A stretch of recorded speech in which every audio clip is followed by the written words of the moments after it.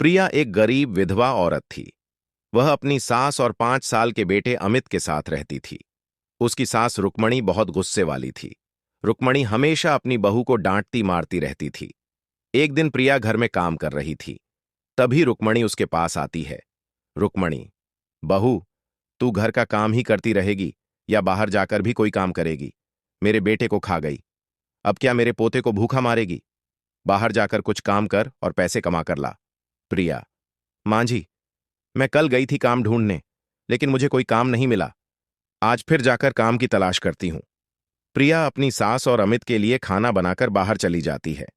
वह कई जगह जाती है, लेकिन उसे कोई काम नहीं मिलता। इसी तरह पूरा दिन बीत जाता है।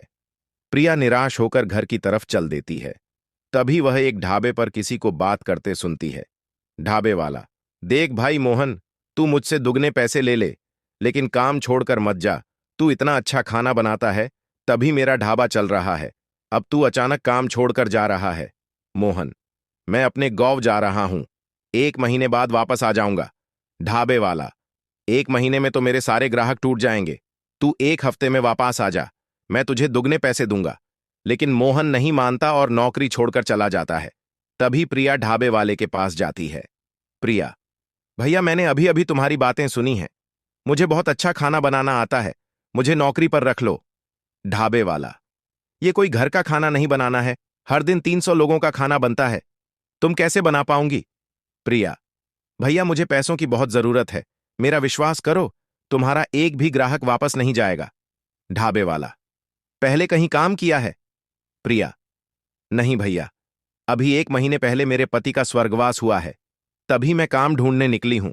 ढाबे वाले को उस पर दया आ जाती है। वह कहता है, ढाबे वाला, ठीक है बहन, मैं अपना बिजनेस तुम्हारे हाथों में सौंप रहा हूं। अगर मेरे ग्राहकों को तुम्हारा खाना पसंद नहीं आया तो मैं तुम्हें पैसे नहीं दूंगा। प्रिया मान जाती है। अगले दिन से प्रिया ढाबे पर खाना बनाने लगती है। प्रिया बहुत अच्छा खाना बनाती थी, जिससे उसके ढाबे पर लोगों की संख्या बढ़ने लगी। प्रिया को इसी तरह खाना बनाते 1 महीना होने वाला था। एक दिन मोहन वापस ढाबे पर आ जाता है। मोहन, लो सेठ, मैं आ गया। तुम्हारे बारे में सोचकर मैं 1 महीने से पहले ही आ गया। बताऊं, आज क्या बनाना है? ढाबे वाला, भाग यहां से, मैंने किसी और को रख लिया है। तू तो दुगने पैसों में भी नहीं मान रहा था। ये औरत बहुत अच्छा खाना बनाती है, तू अब रास्ता नाप। मोहन बहुत गुस्सा हो जाता है। मोहन, मैं भी देखता हूं ये ढाबे पर कितने दिन काम करती है। इसके जाने के बाद तू मेरे पास आएगा, तब तुझे दुगने दाम देने होंगे। मोहन वहां से चला जाता है और प्रिया को ढाबे से निकलवाने की तरकीब सोचने लगता है। इसी बीच ठंड का मौसम आ जाता है। प्रिया को कभी कभी ढाबे पर रात को देर हो जाती थी। ठंड के मौसम वह ठिठुरती हुई देर रात घर पहुंचती थी। एक दिन वह रात को वापस अपने घर जा रही थी। तभी उसे रास्ते में मोहन मिल जाता है। मोहन, सुन, वह ढाबा मेरा है, कल से वहां से काम छोड़ दे, नहीं तो मुझसे बुरा कोई नहीं होगा। प्रिया, भैया, मैं बहुत गरीब हूं, मुझ पर रहम करो। तुम तो कहीं भी काम ढूंढ लोगे, मैं अकेली कहां जाऊंगी काम ढूंढने? मोहन, वह सब मुझे नहीं पता, कल से तू ढाबे पर नहीं जाएगी बस। यह कहकर मोहन चला जाता है। प्रिया घर आकर बहुत रोती है। अगले दिन वह ढाबे पर जाकर ढाबे के मालिक को सारी बात बता देती है। उसका मालिक कहता है, ढाबे वाला, बहन तुम चिंता मत करो, इस मोहन को तो मैं सबक सिखाऊंगा, तुम आज फिर उसी रास्ते से जाना। प्रिया, भैया, इतनी सर्दी में वह सड़क सुनसान रहती है, कहीं मोहन मिल गया तो पता नहीं मेरे साथ क्या करेगा। ढाबे वाला, बहन तुम चिंता मत करो, मैं छिपकर वहीं रहूंगा, जब वह तुम्हारे पास आएगा तभी मैं उसे पकड़ लूंगा। प्रिया रात को उसी रास्ते से वापस चल देती है।